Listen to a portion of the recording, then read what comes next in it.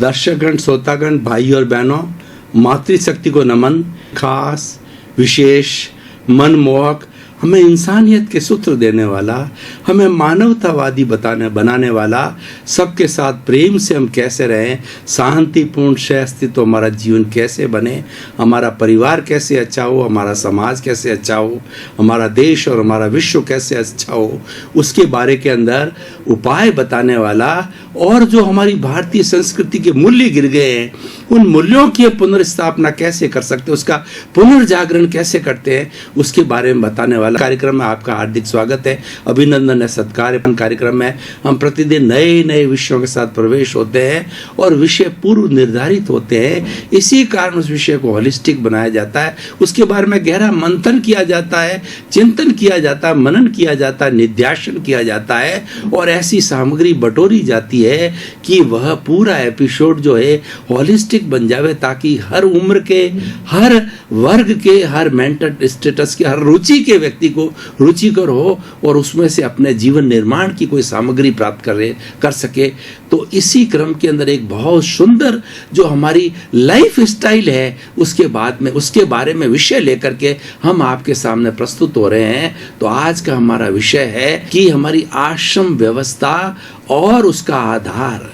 भाई और बहनों, दर्शकगण, श्रोतागण, बहुत ही सुंदर विषय है। हमारी भारतीय संस्कृति के अंदर way of living, life style, art of living किस तरीके से हो कि हमारा जीवन पूरा जो है, हम किस एक design of living a good life के बारे में बताया गया है। और पूर्व जन्म के अंदर मनुष्य की आयु 100 वर्ष हुआ करती थी, क्योंकि मनुष्य प्राकृतिक जीवन जीता था, उसके टेंशन कम थे, उसके कोई तरह का जो है स्ट्रेस, स्ट्रेन, भारीपन और किसी तरह की बड़ी बड़ी बीमारियां नहीं होती थी, क्योंकि व्यक्ति संतुष्ट था और विज्ञान के इतने साधन नहीं थे, और व्यक्ति जो है अपने भीतरी जगत के अंदर जाता था और जड़ से दूर रह करके चेतन के साथ में अधिक वार्तालाप करता था, अधिक संपर्क करता था। और आज जब विज्ञान का युग आ गया है, तो व्यक्ति ने चेतन का साथ छोड़ करके जड़ का साथ ले लिया है। मोबाइल है, टीवी है, और ये अखबार है, इधर उधर की बातें हैं, पंचेंद्रिय सुख है, जितनी भी नाशवान चीजें हैं, यानी जड़ पदार्थ है, मैटर है, उसके साथ में व्यक्ति घुल मिल गया है और उसके अंदर रुचि ज्यादा लेता है। इस आयु घट गई है। तो पहले शतायु हुआ करता थी, 100 वर्ष की उम्र हुआ करती थी। तो वो 100 वर्ष की उम्र किस तरीके से डिजाइन थी, उसके बारे में बताना चाह रहे हैं कि 25-25 वर्ष के 4 विभाग किए गए हैं। तो पहला मतलब जन्म से 25 वर्ष की उम्र का जो हमारा विभाग है, हमारी उम्र है, वो कहलाता था ब्रह्मचर्य आश्रम। और 51 से लगा, और दूसरा जो 26 से लगाकर 50 वर्ष की उम्र का जो काल था, वो गृहस्थ आश्रम कहलाता था। और उसके बाद में 51 से लगा करके 75 साल की उम्र का जो जीवन हुआ करता था, वो वानप्रस्थ जीवन कहलाता था। 76 साल से लगा के 100 वर्ष तक का जो जीवन था, वो संन्यास आश्रम कहलाता था। बहुत ही सुंदर व्यवस्था थी। अब 25 साल की उम्र के अंदर का जो बच्चा है, युवक है, नौजवान है, वो क्या करेगा? वह गुरुकुल में जाकर के पढ़ेगा। और सारे गुरुकुल जो है नदी के किनारे हुआ करते थे, प्रकृति की गोद के अंदर हुआ करते थे, और बड़े बड़े गुरु ऋषि जो है वो हमारे जो 4 वर्ण हुआ करते थे कि ब्राह्मण, क्षत्रिय, वैश्य और शूद्र, उनको अलग अलग तरह की जैसी आवश्यकता होती थी, जैसा जैसा उनका कार्य होता था समाज में, उसके अनुरूप उनको शिक्षा दिया करते थे। लेकिन सभी विद्यार्थी जो जीवन बहुत सादा था, simple living and high thinking थी, और गुरु को बहुत सम्मान दिया जाता था। यानी शिक्षा के साथ साथ के अंदर वो प्रैक्टिकल नॉलेज दिया करते थे। सबसे बड़ा है वो बच्चे को विनयवान बनाना होता था, इमोशन से मुक्त होना बनाया जाता था, क्रोध, अहंकार, माया, लोभ से वो रिक्त हो, ताकि वो समाज में आराम से एडजस्ट हो सके।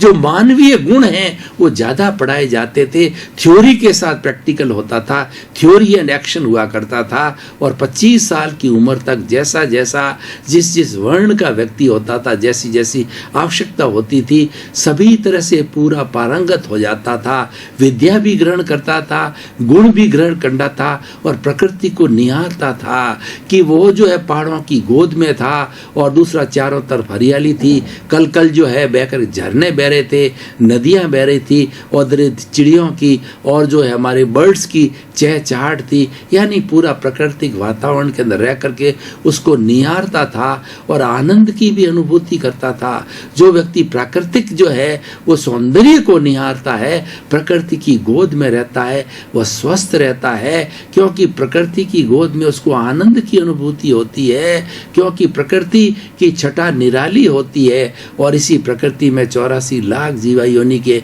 प्राणी जीवन जन्म लेते हैं और जीवन बसर करते हैं। सबकी माँ है, उसको नेचर माँ कहा जाता है, उसको कॉस्मॉस कहते हैं, उसको पर्यावरण कहते हैं, उसको पृथ्वी कहते हैं और इसको विश्व कहा जाता है। उसकी गोद में रह करके और जो है वो 25 वर्ष की अवस्था के अंदर पूरा ज्ञान वृद्धि करता था, ज्ञान लेता था। ये ब्रह्मचर्य आश्रम था। और दूसरा था हमारा गृहस्थ आश्रम। दो तरह के गृहस्थ आश्रम के अंदर व्यक्ति क्या है, शादी करना, बाल बच्चे होना, उनको पढ़ाना, उनको लिखाना, उनके पैरों पर खड़े करना, अपना मकान का निर्माण करना, परिवार का भरण पोषण करना और साथ साथ के घर में मेहमान आवे, अतिथि देवो भव, उनकी भी सत्कार करना, माँ बाप की सेवा करना। गृहस्थ के जितने कार्य होते थे वो दूसरे आश्रम गृहस्थ आश्रम के अंदर किया जाए। गृहस्थ आश्रम एक प्रैक्टिकल आश्रम है। इसके अंदर व्यक्ति को बहुत कुछ जो है नम्र होना पड़ता है, बहुत कुछ सीखना पड़ता है, बहुत कुछ झुकना पड़ता है, क्योंकि व्यक्ति पर जिम्मेवारी आती है। और नॉर्मली होता भी है, जब व्यक्ति मैरिड हो जाता है उसकी रिस्पॉन्सिबिलिटी बढ़ जाती है, क्योंकि उसको 1 से 2 हो जाते हैं। पत्नी का भार आता है, बच्चों का भार आता है, माता पिता का भार आता है, यौवन अवस्था होती है, समाज का भार आता है और उसको 4 तरह के ऋण होते हैं। देव ऋण है, पितृ ऋण है, गुरु ऋण है और समाज ऋण है, वो भी उतारना होता है। तो सभी तरह के जो कार्य है गृहस्थ जीवन के अंदर सबसे ज़्यादा रिस्पॉन्सिबिलिटी से किया जाता था। अब तीसरा जो आश्रम है वो वानप्रस्थ आश्रम है। मान लीजिए व्यक्ति ने अच्छा शिक्षण लेकर के और 50 साल की उम्र तक अपने बाल बच्चों को पढ़ा लिखा के पैरों पर खड़ा कर दिया। तो जब पढ़ा लिखा करके पैरों पर खड़ा कर दिया जाता, यहाँ पर हमारे जो है स्पिरिचुअल जो स्क्रिप्चर्स हैं, जो ग्रंथकार है, वो क्या करते हैं कि वो एक उदाहरण दिया करते हैं कि देखिए कबूतरी होती है, वो अंडा देती है, अंडे को सेती है, उसके ऊपर बैठती है, उसको सर्दी से, गर्मी से और जो है बरसात से और उसका घोंसला बनाती है। यानी उस चूजे की, उसकी जो है अंडे की रक्षा करती है, अंडा फूटता है, चूजा निकलता है, फिर उसकी रक्षा की जाती है, उसको दाना दिया जाता है, पानी दिया जाता है, घोंसले में रखा जाता है। और जब वो चूजा बड़ा हो जाता है तो कबूतरी उस कबूतर को उड़ा नहीं सिखाती है, तो उड़ता है, कभी नीचे गिरता है फिर उड़ता है, फिर नीचे गिरता है। किस तरीके से उसको उसकी कबूतरी माँ है उस कबूतर को या उसके बच्चे को सिखाती है। और जब वो अच्छी तरह से सीख करके और उड़ने लग जाता है, अपने पैरों पर खड़ा हो जाता है, फिर इसको किसी सहारे की जरूरत नहीं होती है, उसके पंखों में ताकत आ जाती है, तो माँ भी संतुष्ट हो जाती है। और ऐसा यहाँ पर हमारे जो ग्रंथकार कहते हैं कि वह उस वक्त के अंदर वो कबूतर उड़ के कहाँ जाता है, फिर कबूतरी से मिलता भी है कि नहीं मिलता जीवन के अंदर, लेकिन वो अपनी ड्यूटी से मुक्त हो जाती है। इसीलिए कहा गया है आपने अपने बच्चों का भरण पोषण कर दिया और उनको अच्छी तरह से पांवों पर खड़ा कर दिया, उनको शिक्षित कर दिया, उनकी शादी कर दी, उसके बाद मुक्त हो गए आप। अब मुक्त होकर के क्या करो कि वानप्रस्थ जीवन में रहो। 51 साल से 75 साल का उम्र वानप्रस्थ होता है। वानप्रस्थ का होता है घर में रहते हुए घर से दूर। आप घर में आओ, घर में जाओ, लेकिन घर की जो सांसारिक प्रवृत्ति है जो कि 50 साल की उम्र तक किया करते थे, उन प्रवृत्तियों से थोड़ा हट जाओ, थोड़ा दूर हो जाओ और वो समय जो है ईश्वर भक्ति में लगाओ, स्वाध्याय में लगाओ और अच्छी समाज की सेवा करो, अच्छी परोपकार करो, अच्छी संस्था में जाकर के अपना तन दो, मन दो, धन दो। किसी के पास धन है तो वो धन है, वो लोगों के भलाई के लिए, परोपकार के लिए, हॉस्पिटल बनाने के लिए, शिक्षा के लिए, रैन बसेरों के लिए, और हमारे जो है वो अपंग है, लूले हैं, लंगड़े हैं, अपाइज है, और जो मूक है, बधिर है, अनाथ है, विधवाएं हैं, जो कि अभावग्रस्त है, उनके लिए उसका उपयोग करो तो वानप्रस्थ होता है। और धन नहीं है तो आप अपनी सेवा, तन की सेवा तो और भी बड़ी होती है। 4 घंटे, 6 घंटे, 8 घंटे उस संस्था में जाकर के अपन बिना कोई पारिश्रमिक लिए, बिना कोई तनख्वाह लिए समय लगाइए। वो भी नहीं है तो कई लोग समाज के अंदर अच्छा कार्य करने वाले होते हैं, उनको प्रोत्साहित करो, उनका सम्मान करो। ये भी एक सेवा होती है। प्रोत्साहन से व्यक्ति आगे बढ़ता है। ऐसा कहा जाता है कि अदने से अदना व्यक्ति और उसके ऊपर कोई बड़ा व्यक्ति हाथ रख देता है, पीठ थपथपा देता है, तो वो दौड़ने लग जाता है, क्योंकि उसको प्रोत्साहन मिलता है। मनुष्य सम्मान का भूखा है, मनुष्य प्रोत्साहन का भूखा है। प्रोत्साहन से वो आगे बढ़ता है, उसको उसे विटामिन मिलता है, उसे एनर्जी मिलती है, खुराक मिलती है और आगे बढ़ता है। इस तरीके से ये हमारा वानप्रस्थ जीवन हो गया। ये हमारा, हम 75 साल की उम्र तक पहुंच गए। अब देखिए, जो ही आपने वानप्रस्थ जीवन पूरा कर दिया, संन्यास ग्रहण कर लीजिए। जो पहले की व्यवस्था थी, तो संन्यास परमार्थ का रास्ता होता है। 3 तरह की चेतना होती है। स्वार्थ की चेतना प्योरली अपने परिवार तक सीमित होती है, अपने शरीर तक सीमित होती है। परार्थ की चेतना है, जियो और जीने दो, अपनी भी परवाह करना, समाज की भी परवाह करना, दूसरे भाइयों को सहयोग करना। ये जो है परार्थ की चेतना। और परमार्थ की चेतना है वसुधैव कुटुंबकम की चेतना होती है कि वह व्यक्ति जब परमार्थ के अंदर जब सन्यासी बन जाता है तो उसका जो परिवार है पूरा संसार हो जाता है। उसका कार्य यही है कि तिन्नानम तारियाणम, वो स्वयं तरे और पूरे समाज के लोगों को त्यारे, समाज को रियलिटी बतावे, समाज को मनुष्य जीवन की सार्थकता बतावे, समाज को निज स्वरूप के बारे में बतावे, समाज को आत्मज्ञान दे, समाज को जो इंट्रोस्पेक्शन करावे, समाज को सेल्फ रियलाइजेशन करावे, सत्संग करावे, स्वाध्याय करावे। वो सब सन्यासियों का काम है। इस तरीके से 100 वर्ष का पूरा मैंने लेखा जोखा अपने सामने प्रस्तुत किया। इसका आधार क्या?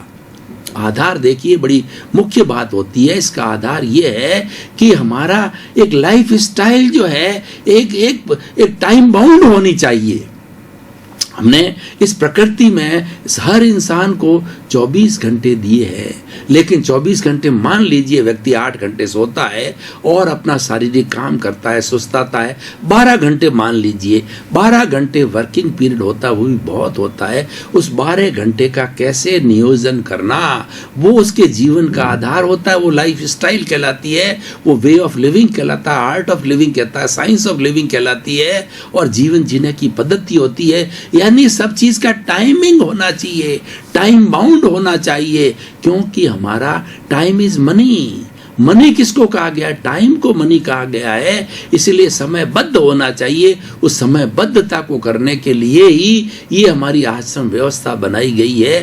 बराबर 100 वर्षों को इस तरीके से बांटा गया है कि समय के अनुरूप सारा कार्य हो जाना चाहिए। आश्रम व्यवस्था 25 वर्ष तक ही पढ़ाते हैं। 25 वर्ष पूर्ण होते ही गुरु कहता है कि अब तुम्हारी विद्या पूर्ण हो गई है, अब तुम घर जा सकते हो और अपने गृहस्थ का कार्य कर सकते हो। तो भाई और बहनों, दर्शकगण, श्रोतागण, कितना सुंदर विषय है, कितनी एक बड़ी बड़ी सिस्टमेटिक व्यवस्था हमारी भारतीय संस्कृति के अंदर की गई है। ऐसी व्यवस्था विश्व के किसी भी देश के अंदर, आप 210 देशों के अंदर घूम कर जो आज विश्व माना जाता है, उसमें घूम करके आई ऐसी सुंदर व्यवस्था कहीं नहीं बनाई गई है।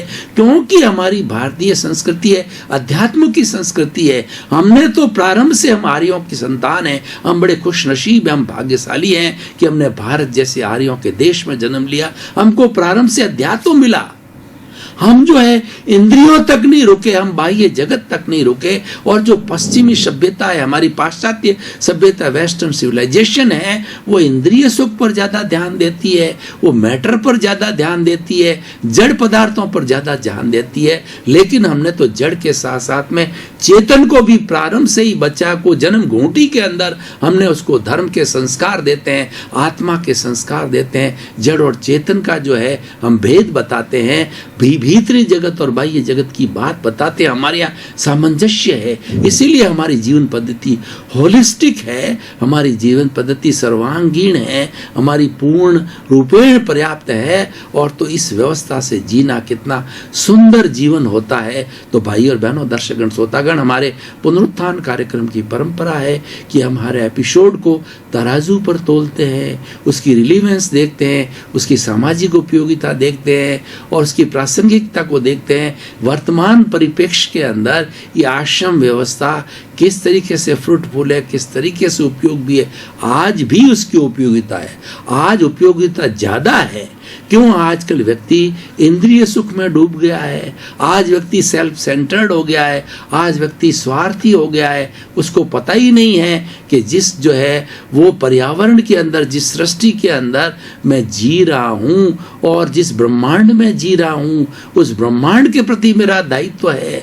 ब्रह्मांड के अन्य लोग जो पेड़ है, पौधे हैं, पशु है, पक्षी मेरे जीवन के लिए कितना करते हैं, मेरा भी उनके प्रति दायित्व है, मेरा उनके प्रति परोपकार करना चाहिए। लेकिन व्यक्ति भूल गया, व्यक्ति इतना लालची हो गया कि वो ज़्यादा से ज़्यादा प्रकृति का दोहन करने लग गया। वो 1000-1500 फुट जो है गहरी खाई खोद करके उसमें से पानी, पेट्रोल, मार्बल और मिनरल्स वगैरह निकालने लग गया। पृथ्वी का बहुत बहुत दोहन किया है, जल का बहुत दोहन किया है, जल को दूषित किया है उसने कि जल के अंदर बहुत बहुत से केमिकल के जो फैक्ट्रियां खोल करके और पानी के अंदर केमिकल घोलता जा रहा है, जहर घोलता जा रहा है। इसीलिए हमारी आने वाली संतान है वो पंगु हो रही है, पैरालिसिस वाली हो रही है और वो प्रारंभ से ही बीमार जो है हमारी संतान हमारी होती जा रही है। तो इन सब का कारण क्या है? इन सब का कारण है कि व्यक्ति हमारा जो जीवन पद्धति को भूल गया है, उस पद्धति को वो पुनः याद करने के लिए व्यक्ति को ये आश्रम व्यवस्था की प्रासंगिकता आज भी है। आज वानप्रस्थ जीवन की प्रासंगिकता सबसे ज़्यादा है। आज व्यक्ति मरने की अवस्था तक लास्ट बेड के ऊपर भी धन दौलत की, परिवार की, धन की, मोह की और सेंसुअल प्लेजर्स की बात करता रहता है, लोभ के अंदर डूबा रहता है। ऐसे व्यक्ति को ये आज जो हमारा जो वानप्रस्थ अवस्था है वो बहुत ही, अगर व्यक्ति संन्यास न ले, मान लीजिए आज व्यक्ति 100 साल नहीं जीता है, लेकिन वो जो है 50 साल की उम्र में, 55 साल की उम्र में चाहे 10 साल भी जिए तो वानप्रस्थ का जीवन जिए तो कितना सुंदर अवस्था होता है। मैं अपनी प्रैक्टिकल बात बताना चाहता हूँ। मुझे गुरु कृपा से, मुझे मेरे भाग्य से, मेरे पुण्य के कर्मों से 55 साल की अवस्था के अंदर मुझे वानप्रस्थ जीवन हो गया और लगभग 20 साल हो गए वानप्रस्थ जीवन जीते हुए। तो मैं अपने अनुभव आपके साथ शेयर करता हूँ। वानप्रस्थ जीवन बड़ा सुखी जीवन है, बड़ा आनंद का जीवन है। वानप्रस्थ जीवन में व्यक्ति टेंशन फ्री रहता है, आनंद की स्थिति में रहता है, क्योंकि वो अपने परिवार का बोझ पहले हल्का कर देता है। परिवार की उस पर कोई लायबिलिटी नहीं होती है, परिवार को उस पर कोई दबाव नहीं होता है। इसीलिए वो अपने समय का नियोजन है वो समाज सेवा के अंदर अपनी दिलचस्पी से लगा सकता है। यानी वह एक स्वयं का अच्छा जीवन जी सकता है। वानप्रस्थ जीवन है वो स्वयं का अच्छा जीवन जीने की पद्धति है, वो जीना चाहिए। इसीलिए हमने इस एपिसोड का चयन किया है। व्यक्ति जो भूल गया है, व्यक्ति जो हमारी जो आश्रम व्यवस्था को भूल गया है, उसे याद दिलाने के लिए कि किस तरह की हमारी जो ये आश्रम व्यवस्था थी और वो आज भी पालन किए जाने चाहिए।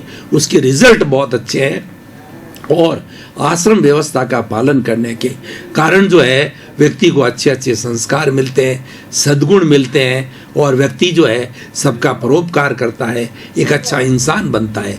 आज जो है इंसानियत घटती जा रही है, हैवानियत बढ़ती जा रही है। व्यक्ति हिंसा में इंटरेस्ट लेने लग गए, व्यक्ति जो अवसाद के अंदर चले गए हैं, व्यक्ति के अंदर रोग की बहुत ज़्यादा साइकोसोमेटिक डिजीज बढ़ गई है। इन सब का कारण यह है व्यक्ति के अंदर लोभ की प्रवृत्ति बहुत बढ़ गई है, प्रतिस्पर्धा बहुत बढ़ गई है और हर व्यक्ति इस विश्व का नंबर 1 बनना चाहता है और अपनी पद और प्रतिष्ठा को बढ़ाना चाहता है। हमें कभी भी जो है कंपटीशन के अंदर नहीं पड़ना चाहिए।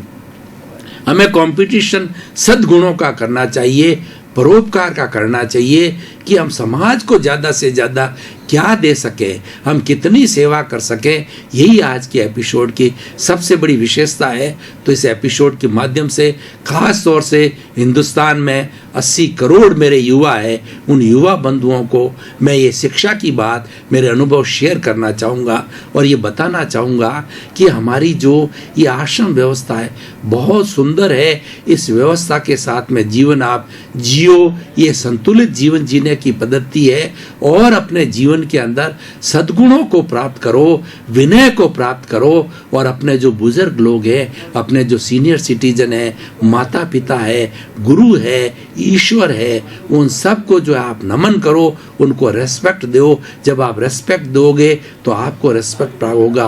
और इसी कारण से क्या होगा कि आज के इस युग के अंदर आप अखबार को उठा करके देख लिए, पूरे अखबार के अंदर सारी बात यही है, हिंसा, तोड़ फोड़, आगजनी और नॉन टॉलरेंस और झगड़ा, टंटा, फिसाद, मार कूट, माँ ने बाप को मार दिया, बाप ने बेटों को मार दिया और पूरे परिवार ने खुदकुशी कर ली। इन सब का कारण क्या है? इन सब का कारण यह है सहनशीलता की कमी हो गई। दर्शकगण, श्रोतागण, भाई और बहनों, आपका बहुत बहुत धन्यवाद।